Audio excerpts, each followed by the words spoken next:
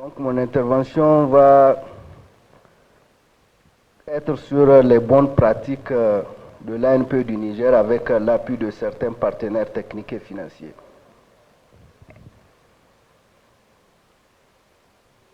Pour commencer, j'aimerais vous montrer l'image de nos jeunes frères.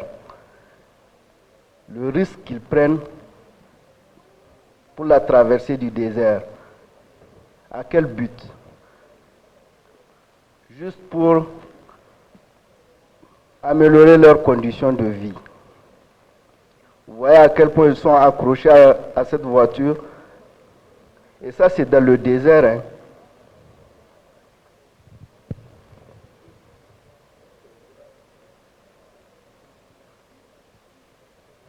Mon intervention va s'articuler sur trois grands points. Il y aura d'abord le contexte. En deuxième point, le rôle de l'ANP dans le déploiement de la politique migratoire au Niger. Et en troisième point, les perspectives en matière de gestion de la migration.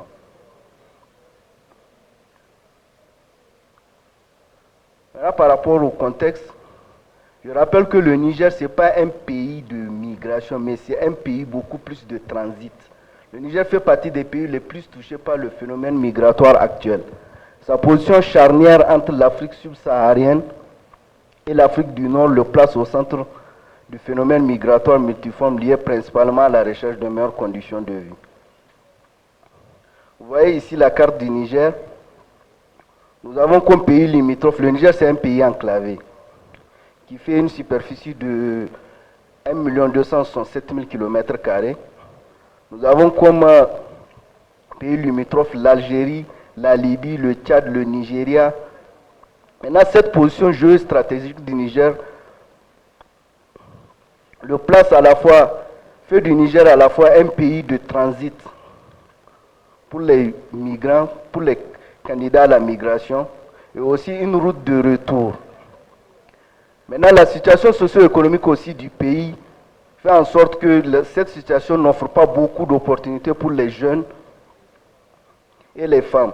Maintenant, cette situation fait en sorte que le Niger est aussi un pays de départ. Et enfin, les crises sécuritaires autour du pays, au niveau de la Libye, du Nigeria, etc., fait aussi que le Niger soit un pays d'accueil des migrants et demandeurs d'asile.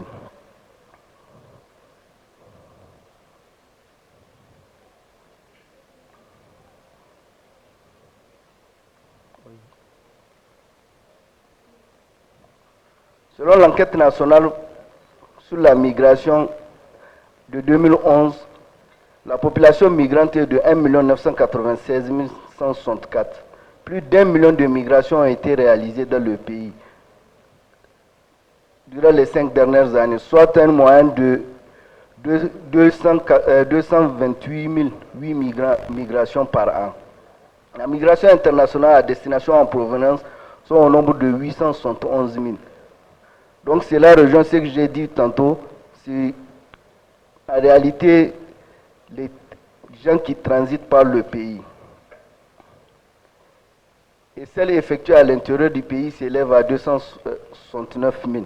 Le rapport sur les statistiques de la migration de la main-d'œuvre en Afrique en 2015 estime à 178 332 le nombre de migrants pour le Niger, soit 88 641 hommes et 89 691 femmes.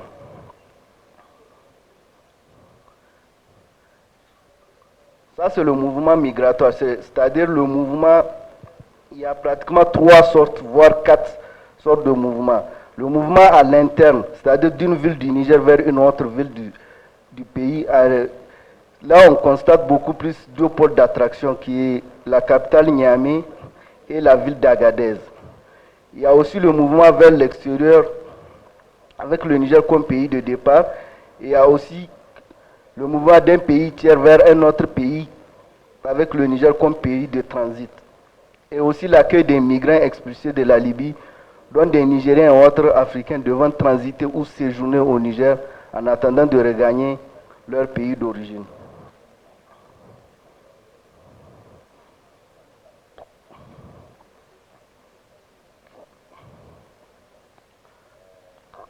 Ici, c'est quelques chiffres enregistrés par l'OIM au niveau de leur point d'observation des flux migratoires.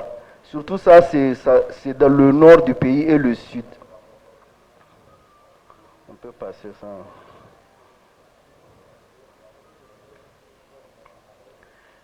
Maintenant, la gestion de la migration. Ça, c'est les conséquences de la gestion de la migration selon que la migration est bien gérée ou mal gérée. Maintenant, si la migration est bien gérée, elle peut contribuer significativement à combler les déficits en compétences ainsi que les besoins en main-d'œuvre du pays d'accueil. Maintenant, elle peut aussi contribuer à la croissance économique des pays d'origine à travers les transferts de fonds, de connaissances et compétences. À ce niveau, j'ai lu récemment un rapport de la Banque mondiale qui parle d'une croissance de 8,5% par rapport au transfert de fonds. Donc, les transferts de fonds s'élèvent à 2017 à 466 milliards de dollars. Maintenant, ça peut contribuer aussi à la création de nouveaux emplois à travers l'auto-emploi. Et ça peut aussi contribuer à une société plus organisée, orientée vers le développement du pays.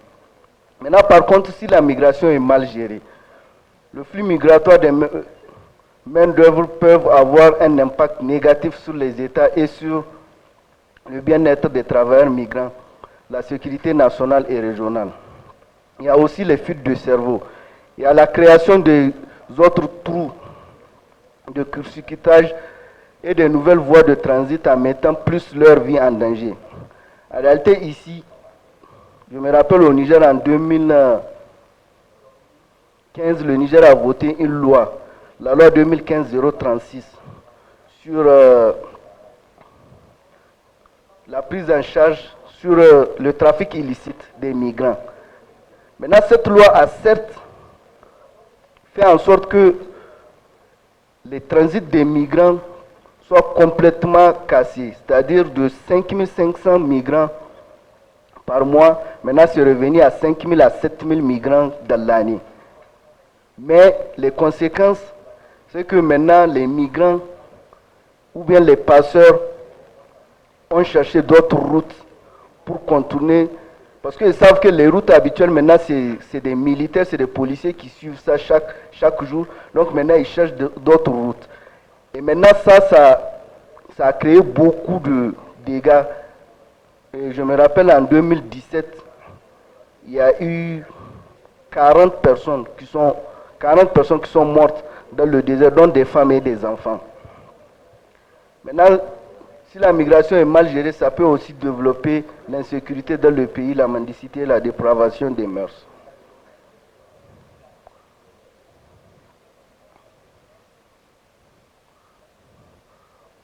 Au Niger, la politique migratoire est gérée par le ministère de l'Intérieur. Mais l'ANPE intervient à travers deux volets, les opérations d'introduction de la main-d'œuvre étrangère au Niger et les opérations relatives à l'emploi des travailleurs nigériens à l'étranger. À la différence d'autres SPE, au Niger, tout ce qui est question d'introduction d'une main-d'œuvre étrangère, c'est au niveau de l'Agence nationale pour la promotion de l'emploi. Et là, c'est le Code du travail qui confère cette prérogative à l'ANPE. Et le Code du travail prévoit dans son article 48 que tout employeur qui décide d'amener un travailleur étranger ce travailleur étranger doit se munir d'un visa de travail. Mais maintenant, le visa de travail, l'autorisation, c'est fait au niveau de l'Agence nationale pour la promotion de l'emploi, malgré que c'est le ministre de l'Emploi qui donne l'autorisation, mais c'est par l'intermédiaire de l'ANPE. Le deuxième point, c'est de requérir, même au cas où le visa est accordé, maintenant la législation oblige à l'employeur de donner un cahier de charges dans lequel l'employeur va décrire comment il compte nigériser le poste à la fin du visa. Et aussi de cautionner toute opération de recrutement et d'emploi de la main-d'œuvre nigérienne à l'étranger.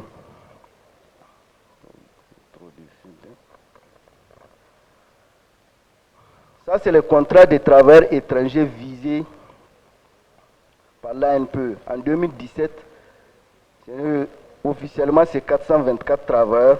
Maintenant, en 2018, vous voyez que 2018, c'est pratiquement une augmentation de 150%, parce que c'est 1204, et en 2019, c'est 814. Maintenant, en 2018,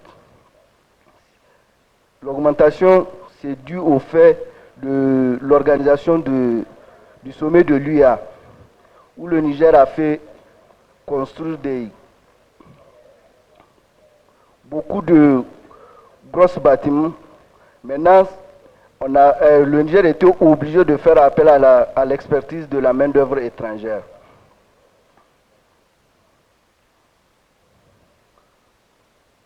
Politique active du marché de l'emploi en faveur des réfugiés.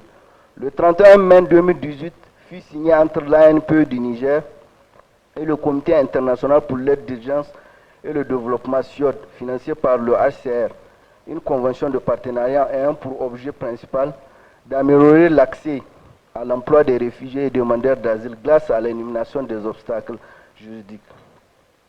Maintenant, à travers ça, à travers cette convention, l'ANPE doit inclure les réfugiés dans ses programmes pertinents et aussi faire des réunions de sensibilisation et de plaidoyer pour les réfugiés, pour leur intégration dans la vie socio-économique du Niger.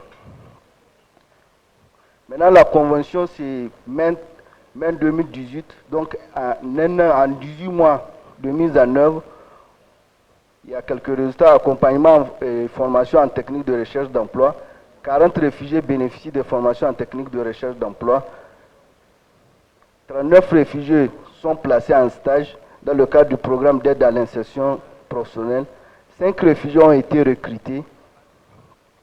Et 2 ateliers de plaidoyer ont été organisés auprès des employeurs pour l'insertion professionnelle des réfugiés.